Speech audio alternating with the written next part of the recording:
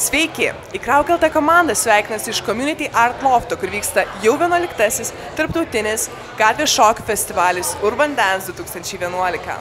Čia varžosi geriausi iš geriausių breakdance ir hip-hop šokėjai. Check it out!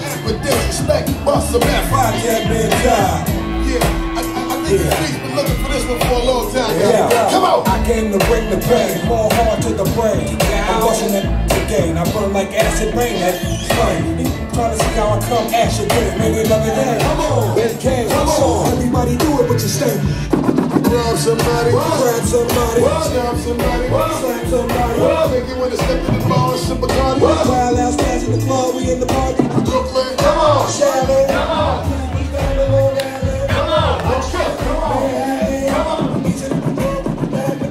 Kaip tu manai, ką labiau teisėjai vertins? Ar šokio technika, ar taip, kaip šokėjai užveda publiką? Visų pirma yra muzikalumas, tai kaip tu girdi muziką ir tai kaip tu sugebi su ją šokti.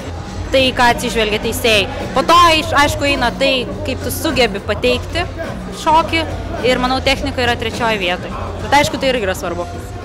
O jūs improvizuojate šokio metu ar būnat prieš tai jau kažką prisirepetavę daug? Ne, mes improvizuojam. Groja muzika, mes jas klausom ir šokam taip, kaip mums sako muzika.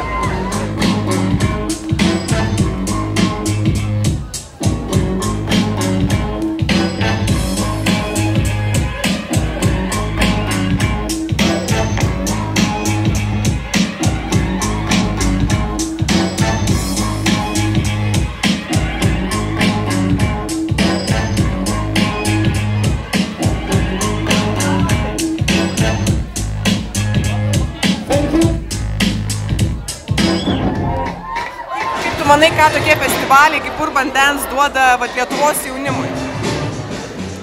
Duoda spyrį, gerą spyrį duoda.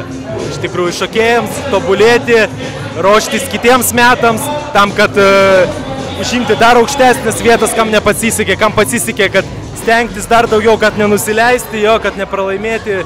Ta prasme, tokie renginiai tikrai tik tai į naudą jaunimui, nes pažiūrėkit, va, visi šoka, visi juda. Super, negu gatvėje kažkur sėdėtų arba namie prie kompiuterio. Šitas turnyras, tai jisai labai reikalingas. Jis yra, kaip sakant, šokėjų laukiamiausias renginys per visus metus praktiškai. Ir kuo daugiau tokių renginių kaip šitas, tuo geriau, tuo daugiau kyla būtent visa kultūra hip-hopo. Ir visi, kaip sakant, visi šokėjai labiau stengiasi, jie stengiasi pasiruošti tiems turnyrams, jie stengiasi, kaip sakant, parodyti save. O jiems to reikia.